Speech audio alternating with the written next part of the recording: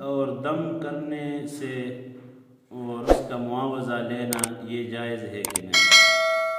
تو تعویذ اور اسی طرح دم کرنا، اس پر معاوضہ لینا جائز ہے۔ صحابہ کرام رضی اللہ تعالیٰ عنہ سے ان کے روایات ملتے ہیں، بلکہ پورا ایک واقعہ اس کے بارے میں ہے کہ صحابہ کی جماعت ایک علاقے میں گئی، وہاں کے ایک سردار کو سانپ نے ڈسا، پھر صحابہ نے ان کو وہ تقریباً 30 کم بیش بکریاں دے دی اس کے معاوضے میں۔ تو بعض صحابہ نے اس سے انکار کیا کہ یہ بات تو اللہ کے نبی کے سامنے جا کر عرض کریں گے کہ وہ کیا فرماتے۔ پھر اللہ کے نبی سے جب عرض کیا گیا تو اللہ کے نبی نے فرمایا اس میں میرا بھی حصہ رکھو۔ تو اس سے یہ پتہ چلتا ہے کہ دم اور تعویذ پر پیسے لینا یہ جائز ہے، معاوضہ یا مثال اس کا شکرانہ یہ جائز ہے۔ تو یہ کاروبار نہیں بنا لینا چاہیے۔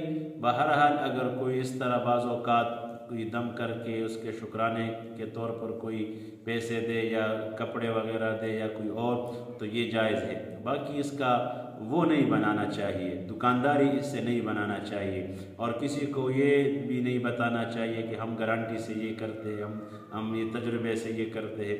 باقی قرآن آیات ہو اور دعائے معصورہ ہو دم کے طور پر پڑھے تو یہ جائز ہے۔